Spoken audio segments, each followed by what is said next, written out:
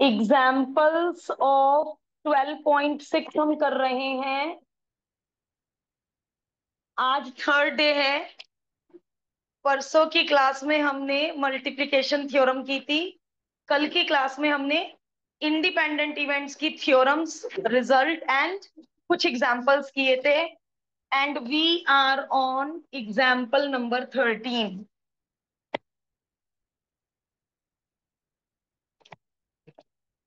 To balls निकाली हैं with replacement है बेटा, ध्यान से। कुहू अब यहां मैं बताऊंगी कॉम्बिनेशन क्यों यूज नहीं किया, बहुत ध्यान से सुनना। विद रिप्लेसमेंट एक बॉक्स में 10 ब्लैक 8 रेड बॉल हैं। पहला पार्ट, दो बॉल निकाली, दोनों की दोनों रेड निकली, दोनों की दोनों रेड निकली, बोथ रेड। 8 अपॉन टोटल, फिर दोबारे 8 अपॉन टोटल, क्यों? विद रिप्लेसमेंट है। अब ये वाला क्वेश्चन ऐसे क्यों नहीं हो सकता, या ऐसे कब होगा? 8C2 अपॉन 18C2, इस तरह कैसे कब होता ये क्वेश्चन? जब होता विदाउट रिप्लेसमेंट। या फिर इसको ऐसे कर सकते थे, 8/18 इंटू 7/17। कॉम्बिनेशन को खोल के यही आएगा। बात को जरा अच्छे से समझ लो। विद रिप्लेसमेंट में कॉम्बिनेशन यूज ही नहीं हो सकता, क्योंकि फैक्टोरियल खुलने के बाद 18 के बाद 17 आता है, और यहाँ पे 18 के बाद 18 आना है। वापिस रख दी बॉल। तो यहाँ पे फीड कर लो 12th के लिए भी ये बात।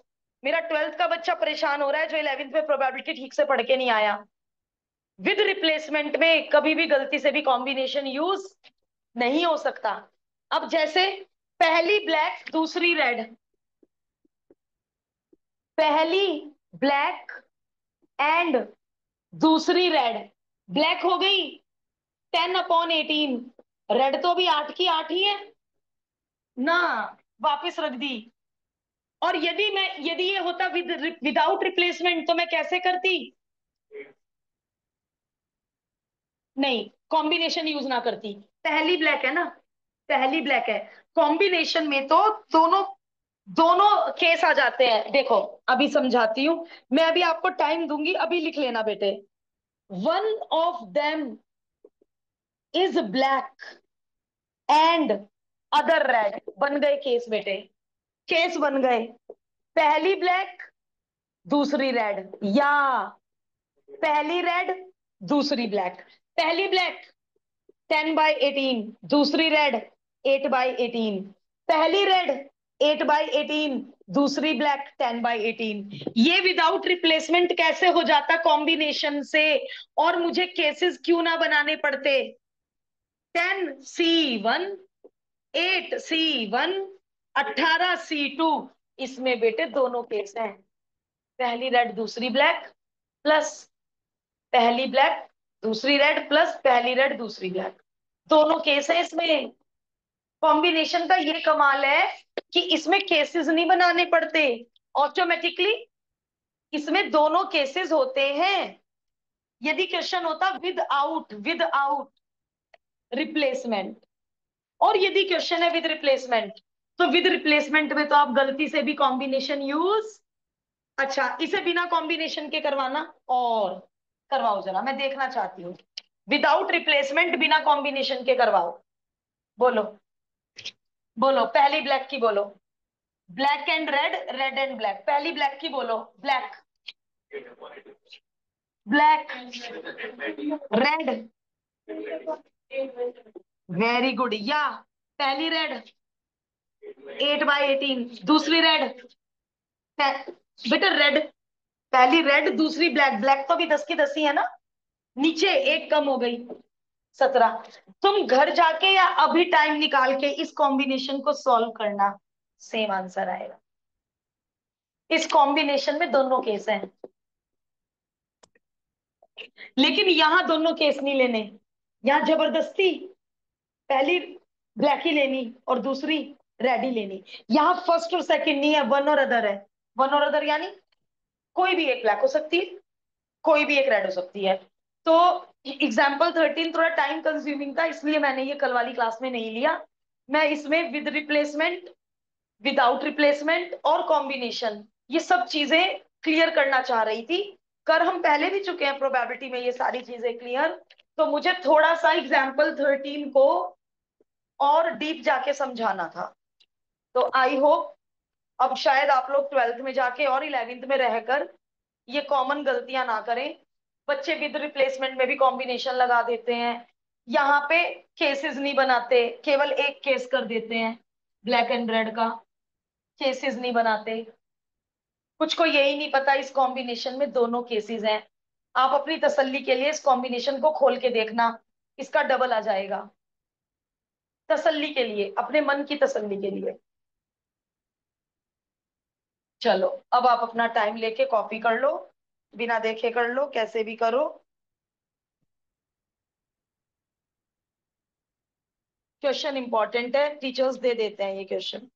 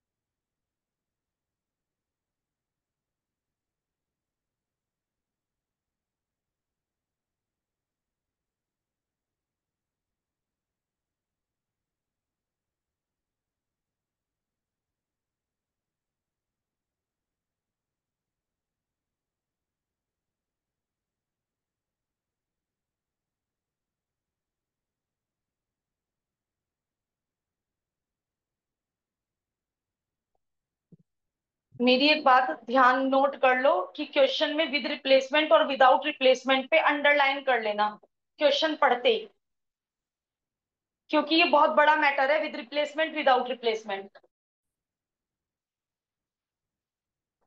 और इसमें आप ना बार लगाओ ही मत, देखो पहले, लेकिन ए और बी तो बंदों का नाम है, ए और बी बंदों का नाम है। E be the event, A सच बोलता है,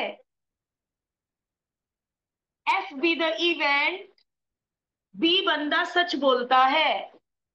तो ए के सच बोलने की प्रोबेबिलिटी 60%, ए के झूठ बोलने की प्रोबेबिलिटी 40%, बी के सच बोलने की प्रोबेबिलिटी 90%, बी के झूठ बोलने की प्रोबेबिलिटी 10%।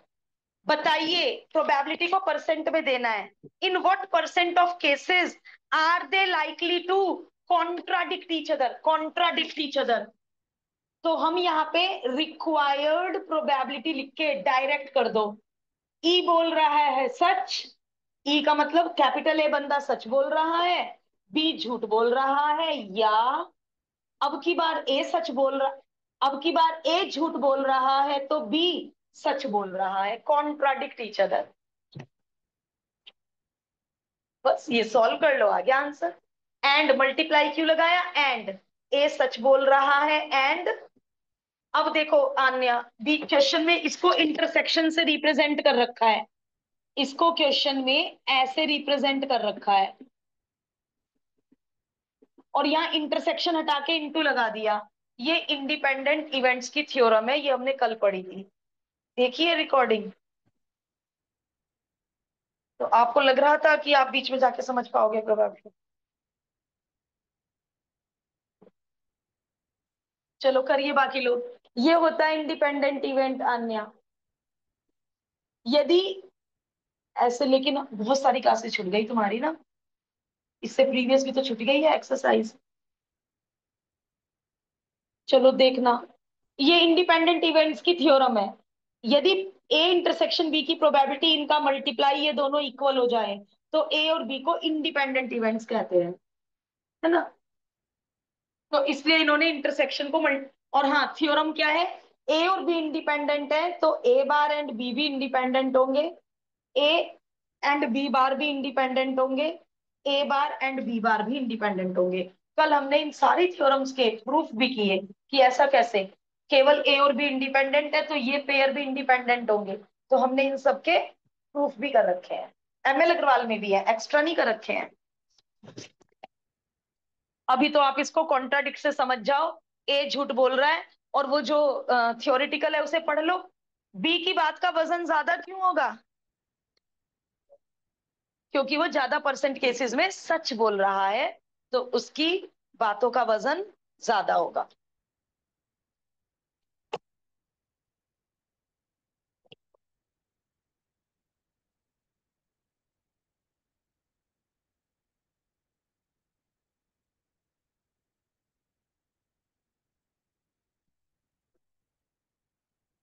सारी चारों वैल्यूज भर दो, सॉल्व कर लिया। कितना अपॉन 100 में आया आंसर, 42/100, बस यहां मत छोड़ देना। तो इन 42% of cases they both contradict each other, क्योंकि उन्होंने आंसर परसेंटेज में मांगा है और यहाँ प्रोबेबिलिटी भी परसेंटेज में दे रखी थी। जिस फॉर्म में आंसर मांगा जाए उसी फॉर्म में आंसर देना।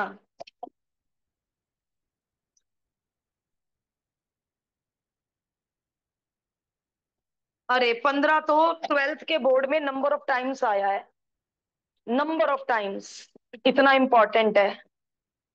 एग्जाम्पल 15 ट्वेल्थ के सैंपल पेपर्स में छाया पड़ा है ये क्वेश्चन। और ये आपको पता ही है, दो टॉपिक हम ट्वेल्थ कोर के करते हैं 11th अप्लाइड में, कंडीशनल और ये वाली exercise multiplication theorem independent events. ये 12th अप्लाइड की बजाय 12th कोर में है और 11th अप्लाइड में है। करे अन्य 15 बेटे, देख बहुत अच्छा, बहुत इंपॉर्टेंट है 15 तो।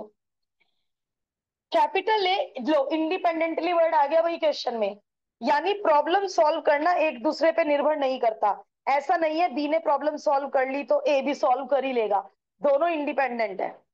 ए प्रॉब्लम को इंडिपेंडेंटली सॉल्व कर लेता है। अब बंदे का नाम ए है तो ई को क्या मानोगे, E be the event A solves the problem, B F be the event, क्योंकि बंदों का नाम ए और बी है तो इवेंट का नाम ए और बी मत लेना। चलो ए के सॉल्व करने की बताओ, 1/2। तो ए प्रॉब्लम सॉल्व नहीं कर पाएगा, इसकी बताओ 1 - 1/2। बी बंदा प्रॉब्लम सॉल्व कर लेगा 1/3। बी बंदा प्रॉब्लम सॉल्व नहीं कर पाएगा 2/3। अब आपके पास सारी चीजें, अब करते हैं क्वेश्चन। पहला part, problem is solved, problem solve हो गई, प्रोबेबिलिटी बताइए प्रॉब्लम सॉल्व हो गई। अब प्लीज मुझे देख समझो बेटा, ध्यान से देखो, प्रॉब्लम सॉल्व ए बंदे ने कर दी, बी ने नहीं करी। इनटू क्यों आया, इंडिपेंडेंट इवेंट्स के कारण। ए ने कर दी एंड दोनों को दी गई सॉल्व करने के लिए, ए ने कर दी बी ने नहीं करी, प्रॉब्लम तो हो गई ना सॉल्व, किसी एक ने तो कर दी ना। या कब हो सकती है प्रॉब्लम सॉल्व, ए ना कर पाए बी कर दे, या कब हो सकती है प्रॉब्लम सॉल्व, ए ने भी कर दी बी ने भी कर दी, प्रॉब्लम तो सॉल्व हो गई ना। तीन केस ऐड, वैल्यूज तो तुम भर ही लोगे। पहले ना इस क्वेश्चन पे ध्यान दो, तुम्हारा माइंड बहुत शार्प होगा। इसी का दूसरा मेथड, प्रॉब्लम इज सॉल्व, इसी का दूसरा मेथड, 1 - कोई भी नहीं सॉल्व कर पा रहा। देखो टोटल कितने केस बनेंगे, पहले मुझे टोटल केसेस बनाओ। ई ने कर दी, एफ ने नहीं करी। ई नहीं कर पाया, ये रफ वर्क है, बिल्कुल रफ वर्क, बिल्कुल रफ वर्क। एफ ने कर दी, दोनों ने कर दी, किसी ने नहीं सॉल्व करी। और भी कोई है? पांचवा केस मैम, दोनों प्रॉब्लम पढ़ ही नहीं रहे। और कोई केस नहीं बनेगा, टोटल चार ही केस बनेंगे। अब इन्होंने तीन का टोटल करने को, इसमें मुझे तीन का टोटल करना पड़ रहा है। और जितने भी केस बनते हैं, चार केस बनते हैं तो चारों का टोटल वन, सात केस बनेंगे तो सातों का टोटल वन। यहाँ पांचवा केस नहीं बनेगा, तो मुझे इन तीन का एड निकालना है। तो मैं क्या शॉर्टकट यूज कर सकती हूँ? One minus. रिदम अभी लिखना छोड़ दे, अभी एक मेथड और है मेरे पास। बहुत माइंड शार्प होगा, और 2 मिनट एक्स्ट्रा लगा लेना, तीनों मेथड करना। ये देखो ना, तुम्हारी थ्योरी कितनी स्ट्रांग हो जाएगी। लो भाई, तीसरा मेथड, एफ। प्रॉब्लम सॉल्व हो रही है, ई है, ए ने प्रॉब्लम सॉल्व करी, एफ है, बी ने प्रॉब्लम सॉल्व करी, और ये दोनों ने प्रॉब्लम सॉल्व करी। मुझे जरा ये बताओ, यदि मैं यूनियन निकाल दूं इस क्वेश्चन में, तो यूनियन का क्या मतलब है? At least one solve the problem, या तो ए या बी या दोनों। और यही तो क्वेश्चन है, प्रॉब्लम इज सॉल्व्ड। चाहे ओनली ए करे, चाहे ओनली बी करे, चाहे दोनों कर दे, प्रॉब्लम तो सॉल्व हो गई। अब यूनियन में एक पंगा, ये पंगा कल भी आया था, आप बताओगे इस पंगे से कैसे निकलूं?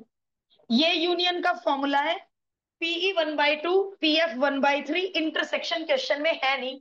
पी वेरी गुड इंडी। हाँ द्विका। पी तो यार तेरा तो माइक खराब है। इंडिपेंडेंट की थ्योरम, आन्या जो अभी मैंने बताई रब हो गई। इंडिपेंडेंट की थ्योरम 1/2 इंटू 1/3। तो ऐसे क्वेश्चन में वो इंटरसेक्शन देते ही नहीं, कि बच्चा अपने आप समझ के निकालेगा इंटरसेक्शन। तो यानी एक ही पार्ट करने के तीन तीन तरीके। तो कितनी अंडरस्टैंडिंग डेवलप होगी। रिदम सेकंड पार्ट पढ़ के बता, सेकंड पार्ट क्या है? अच्छा, अब इसका एक ही तरीका है, जल्दी बताओ। नहीं, इसके भी कई तरीके हैं, इसका एक ही करेंगे। Exactly one of them solve the problem. Shortest बताओ। पहला केस दूसरा केस, क्या बात है तुल्य। ए ने करी, बी ने नहीं करी, या ए नहीं कर पाया, बी कर पाया, एग्जैक्टली वन। और कुछ नहीं, दोनों ने सॉल्व कर दी, वो नहीं ले सकती, एग्जैक्टली वन। दूसरा तरीका, दूसरा तरीका, सेकंड पार्ट का दूसरा तरीका। दूसरा तरीका मत करना, ओनली ए कर पाया, ओनली बी कर पाया, तो यूनियन में से कॉमन उड़ा दो, या ये कैसे निकालोगे? ए सॉल्व कर पाया माइनस इंटरसेक्शन। क्या है इंटरसेक्शन? 1/2 इंटू 1/3, 1/6। ओनली बी की प्रोबेबिलिटी, और इन दोनों को निकालकर फिर क्या कर दूं? ऐड। तो यानी ये question union only A only B से भी हो रहे हैं, एंड इनसे भी हो रहे हैं। तो सारा समझ का खेल है। शायद एक्सरसाइज में तीन बंदे भी मिल जाएं। तीन बंदे हो गए तो केसेस बहुत बहुत सारे बनेंगे। तीन बंदे हो गए, एक कर पा रहा है, दो नहीं। सेकंड वाला कर पा रहा है, दो नहीं। थर्ड वाला कर पा रहा है, दो नहीं। पहला दूसरा कर पा रहा है, तीसरा नहीं। दूसरा तीसरा कर पा रहा है। आठ केस बनेंगे, आठ, एट। यहाँ तो चार ही बने। यदि क्वेश्चन में तीन बंदे आ गए तो क्वेश्चन और ज्यादा मुश्किल हो जाएगा। हाँ, जैसे तीन सिक्के उछालने पे आठ केस बनते हैं, आठ केस बनेंगे। तो मैं निश्चिंत हो जाऊं, इसके तीन मेथड और इसके दोनों मेथड समझ आए। इसके तो तीनों कर लो, इसका बेशक एक ही कर लो, क्योंकि ये शॉर्ट ही है। इसके तीनों ही अच्छे मेथड है। मतलब अंडरस्टैंडिंग मुझे डेवलप करवानी है, बस और कुछ नहीं। यदि हमारी समझ अच्छी हो गई बेटा, तो हम नया क्वेश्चन भी कर पाएंगे ना।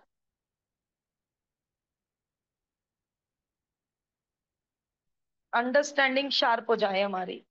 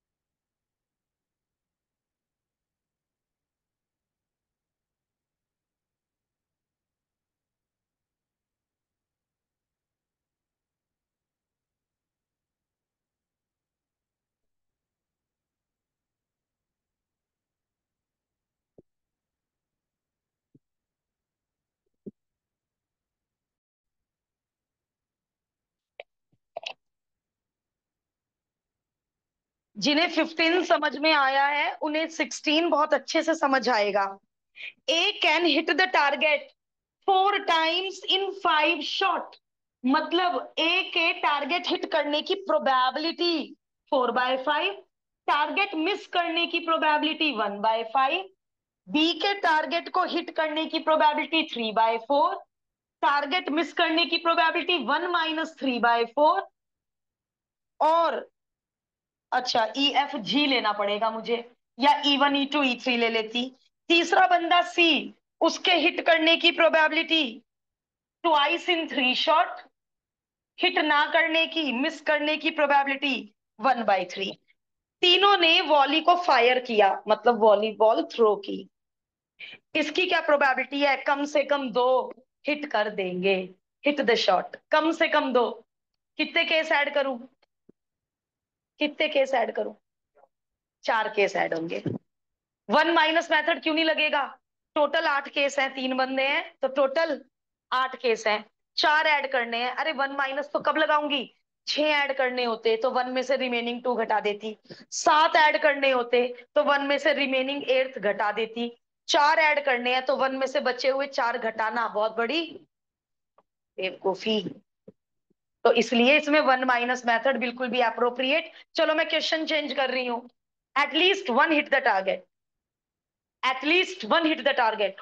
7 केस ऐड करने यूनियन। पड़ेंगे।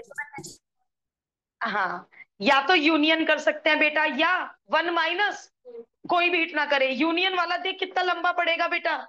3 के यूनियन वो का फॉर्मूले में 7 टर्म। तो इसलिए कैसे कर दूं मैं? 1 - कोई भी हिट ना करे, यदि क्वेश्चन है एटलीस्ट वन का। Am I clear? मैं समझा पा रही हूँ जो ये बेसिक मैं देना चाह रही हूँ? क्लियर है बेटा? एटलीस्ट 2 है, और एटलीस्ट 2 में है 7 केस। ए ने हिट कर दिया, बी ने भी हिट कर दिया, सी हिट नहीं कर पाया, अब की बार बीच वाले ने हिट कर दिया, पहला और तीसरा बंदा गलत। 2 2 को हिट करवाना है। ई और एफ ने हिट कर दिया, ई और जी ने हिट कर दिया, एफ नहीं कर पाया। अगली बार ई नहीं कर पाया, एफ और जी ने कर दिया, या फिर तीनों ने हिट कर दिया। क्योंकि 3 केस ऐड करने हैं, 4 केस ऐड करने हैं, तो 1 - बिल्कुल यूज नहीं होना है। और यदि होता एटलीस्ट वन बंदा हिट कर रहा है, तो एक एक बंदा हिट कर रहा है 3 केस, 2 2 बंदे हिट कर रहे हैं 3 केस, तीनों बंदे हिट कर रहे हैं, 7 केस ऐड करने पड़ेंगे। तो 1 - 8वां केस। ये समझ आ गई बात? अच्छा देखो अतुल्य, सॉल्यूशन, सॉल्यूशन में एक वर्ड है ऑब्वियसली। क्वेश्चन में कहीं है इंडिपेंडेंट इवेंट्स, बट देखो आन्या, सॉल्यूशन में क्या वर्ड है? ऑब्वियसली। तीनों इवेंट कैसे हैं? इंडिपेंडेंट। एक हिट कर रहा है तो दूसरे का इस पे क्या प्रोबेबिलिटी पे निर्भर करेगा कि ए ने हिट कर दिया तो बी के हिट करने की प्रोबेबिलिटी कम हो गई। ए और बी जुड़े हुए हैं क्या कोई? तो ऑब्वियसली वर्ड मतलब कॉमन सेंस कि इवेंट्स आर इंडिपेंडेंट।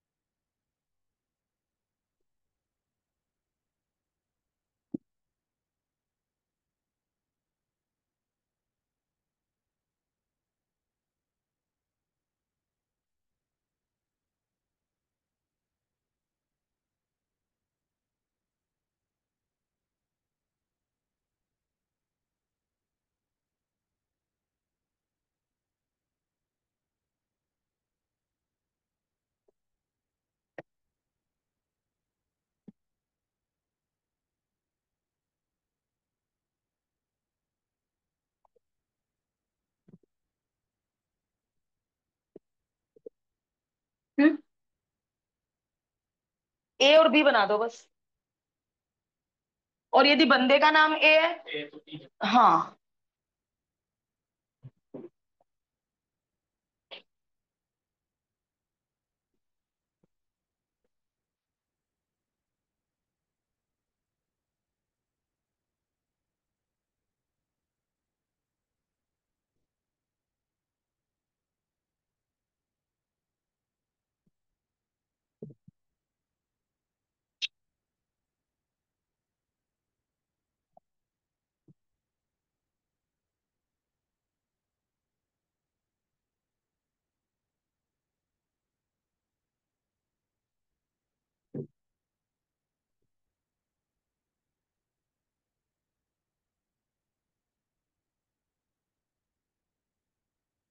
सम 9 और हाइयर सम।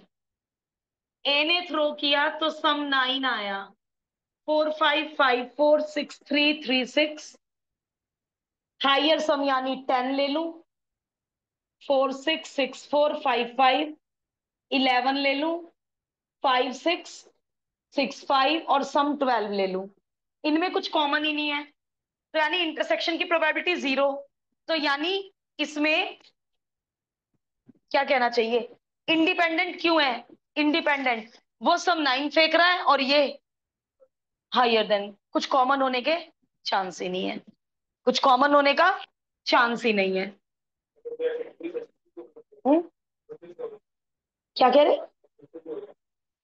एग्जॉस्टिव, एक्सक्लूसिव, हाँ चांस की बात है, हो गए।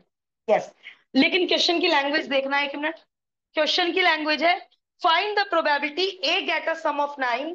Find the probability A gets a sum of 9 and B gets higher sum. और हमने ए गेट्स अ सम ऑफ 9 को ई मान रखा है, और एंड को कहते हैं इंटरसेक्शन। एंड को कहते हैं इंटरसेक्शन। तो इसलिए उठा के दोनों की प्रोबेबिलिटी मल्टीप्लाई कर दी। मतलब तुम ये, मैं तो ये स्टेप कभी लिख ही नहीं रही हूं। ए ने करा एंड, देखो यहाँ पे क्या लिख रही हूं मैं तुल्य। ए ने शॉर्ट करा एंड, बी ने शॉर्ट करा एंड, सी ने शॉर्ट नहीं करा। तो हम तो डायरेक्ट प्रोबेबिलिटीज को उठाकर मल्टीप्लाई कर रहे हैं। हाँ हाँ, वही तो, मैं इसीलिए मैंने वो वाला स्टेप उड़ा ही दिया। हाँ देन, बिल्कुल सही कहा, एकदम सही कहा। एक आधा तो कॉमन देते, यहाँ तो कुछ भी कॉमन नहीं है। वो हाइयर सम है। ई और एफ का कॉमन तो 5 हो गया, तो इंटरसेक्शन की प्रोबेबिलिटी तो कायदे में 0 हो गई। तुम इसके बाद डायरेक्ट ये स्टेप करो। ए की, ए का सम 9 से बड़ा आया, सॉरी 9 आया, एंड बी का सम। और एंड हम किससे करते हैं? मल्टीप्लाई से।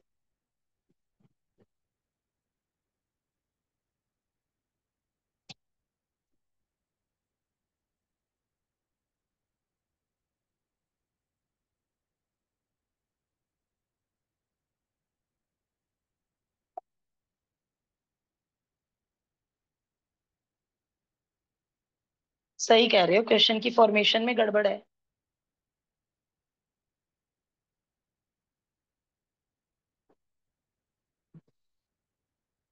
बिल्कुल सही।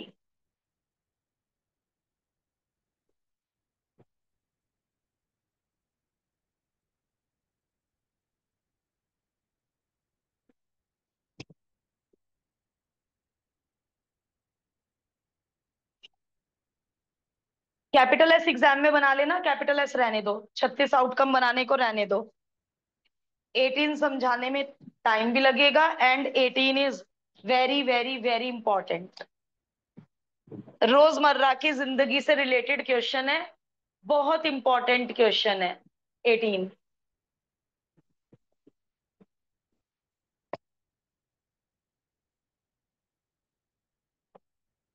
शुरू कर लूं 18? इसमें पीई 4/36, पीएफ 1 2 3 4 5 6, 6/36। कुहू एंड आद्विका शुरू कर लूं लास्ट? Yes ma'am. चलो भाई, रिदम एंड महक जरा ज्यादा इंपॉर्टेंट है। ए एंड बी दो बंदे हैं, दोनों ऑल्टरनेटली डाई फेंक रहे हैं। मैं ए हूं, यहाँ कोई बंदा बी है। पहले मैंने डाई फेंका, फिर बी ने, फिर मैंने फेंका, फिर बी ने, फिर मैंने फेंका, फिर बी ने, and the process will go on. Alternately die throw करनी है मुझे और बी को, टिल यदि किसी का नंबर ग्रेटर देन 4 आ गया, वो विनर हो गया, गेम रुक जाएगा। मान लो मेरा 7वें थ्रो में नंबर ग्रेटर देन 4 आया, और बी का कभी नंबर ग्रेटर देन 4 आया ही नहीं, तो मैं 7वें थ्रो में जाके जीतूंगी। एक शर्त और है, A starts the game. What is the probability? B के जीतने की प्रोबेबिलिटी बताओ। इस क्वेश्चन में दोनों के जीतने की प्रोबेबिलिटी मांगी जाती है अधिकतर। मैंने गेम शुरू किया, मैं ए हूं, गेम मैं ही शुरू करूंगी। क्या क्या चांसेस है मेरे जीतने के? या तो मैं पहले थ्रो में जीत जाऊंगी, बी का नंबर ही नहीं आने दूंगी, फिर बी को निडाई देना है यदि मैं पहले थ्रो में ही जीत गई, तो पहला राउंड आधा ही होगा बस। जिसका नंबर 4 से बड़ा आ गया वो जीत जाएगा। या क्या हो सकता है, पहले राउंड में हम दोनों हारे, दूसरा राउंड मतलब तीसरे थ्रो में मेरे हाथ में डाई आया और मैंने नंबर 4 से बड़ा फेंक दिया, मैं जीत गई, गेम खत्म। या मैं पांचवें थ्रो में जीत सकती हूँ। देखो, जब मैं अपने जीतने की प्रोबेबिलिटी निकालूंगी तो मुझे बी को हराना ही हराना है, मतलब बी नहीं बीच में जीत सकता। जब बी के जीतने की प्रोबेबिलिटी निकालेंगे तब ए नहीं बीच में जीत सकता, तभी तो आएगी ए के जीतने की या बी के जीतने की प्रोबेबिलिटी। पहले मुझे जीतने की प्रोबेबिलिटी बताओ। मैं इसको ऐसे लिख रही हूँ, जीतने की प्रोबेबिलिटी बताओ। नंबर 4 से बड़ा आना, 5 या 6 आना। हारने की प्रोबेबिलिटी बताओ, 1, 2 या 3 या 4/6 बेटा, 2/3। एस मैंने कहा सक्सेस, एफ मैंने कहा फेलियर। ठीक है, अब देखो, इन्होंने इतना बड़ा एक्सप्लेनेशन दे रखा है, जो मैं कर रही हूं उतना करने पे फुल मार्क्स मिलेंगे। किसके जीतने की प्रोबेबिलिटी निकाल रही हूं, ए के जीतने की, और ए ही स्टार्ट करेगा गेम हर बार। तो ए के हाथ में डाई आया और ए जीत गया, गेम खत्म। प्लस का मतलब या, जबरदस्ती है, पहले थ्रो में ही ए जीत गया।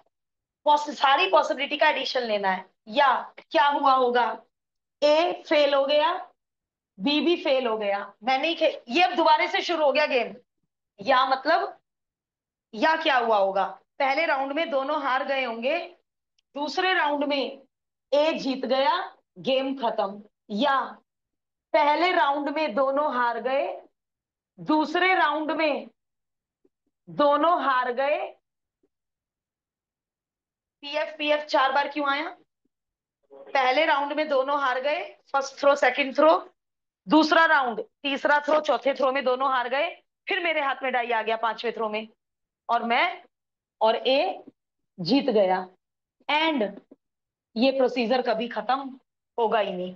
तो कब कब जीत सकता है ए, फर्स्ट थ्रो में जीत सकता है ए, थर्ड थ्रो में जीत सकता है ए, फिफ्थ थ्रो में जीत सकता है ए, सातवें थ्रो में जीत सकता है ए, नौवें थ्रो में जीत सकता है ए, और मुझे नहीं पता दी एंड कब होगा, 11वां थ्रो, 21वां थ्रो, किस्मत बहुत ही बुरी है, 51 थ्रो पे पहुंच गए, ए का नंबर आ ही नहीं रहा 4 से बड़ा। हमें क्या पता कैसी किस्मत है उसकी, कब जीतेगा वो। तो इसलिए अप टू इन्फिनिटी, ये मुझे कहां तक ऐड करना है, अप टू इन्फिनिटी। मुझे तो पता ही नहीं, मैं कैसे रोक दूं कि नहीं इतनी बुरी किस्मत नहीं है, 11वें थ्रो तक तो वो जीत जाएगा, हमें क्या पता। आ रही है बात समझ में। तो ये अपने पास ऐसे रफ में लिख लेना अंडरस्टैंडिंग के लिए। चलिए, 1/3, पीएफ पीएफ को 2 बार मल्टीप्लाई इंटू पीएस, पीएफ को 4 बार मल्टीप्लाई, फेलियर को 4 बार multiply into PS, and the procedure will go on. ये आपकी सीक्वेंस एंड सीरीज की इनफाइनाइट जीपी बन चुकी है, जिसका सम होता था A/1 - R। फर्स्ट टर्म मेरी R है, सॉरी, फर्स्ट टर्म मेरी 1/3 है, और कॉमन रेशो निकालते थे A2/A1। कॉमन रेशो बता दो, A2/A1। यस, ये हो गया कॉमन रेशो। तो ये उधर करना, जरा साइड में करना, इसको बीच में मत करना। क्या आ गया इसका सम, A/1 - R, 9/15। और बी के जीतने की, अरे दो ही तो प्लेयर हैं, 1 - 9/15, 15 में से 9 गया। कितनी देर में, 9 और 6 15। देखो, यदि 3 प्लेयर होते तो क्या मैं बी की 1 - A कर देती, यदि 3 प्लेयर होते, ए की निकालती, बी की निकालती, सी की निकालने के लिए 1 - A और बी की ऐड करके घटा दो। 3 प्लेयर है तो 2 की निकालनी पड़ेंगी, 2 प्लेयर है तो किसी एक की निकाल लो। अब बी की ऐसे निकल गई, ठीक है। अब मैं डायरेक्ट बी की ऐसे भी तो निकाल सकती थी, मुझे ये करने की नीड नहीं है। ये मैं फिर तुम्हारा क्या देखना चाह रही हूँ, तुम्हारी अंडरस्टैंडिंग डेवलप कराना चाह रही हूँ। जैसे ए की डायरेक्ट निकाली है हमने इनफाइनाइट जीपी बना के, जरा तुम मुझे बी की डायरेक्ट निकलवाना। ये आप चाहे रफ में कर लेना, फेयर में मत करना। मुझे आपकी अंडरस्टैंडिंग देखनी है। खेलना यही शुरू करेगा। वेरी गुड, ए हार गया, उसने बी को दिया, बी जीत गया।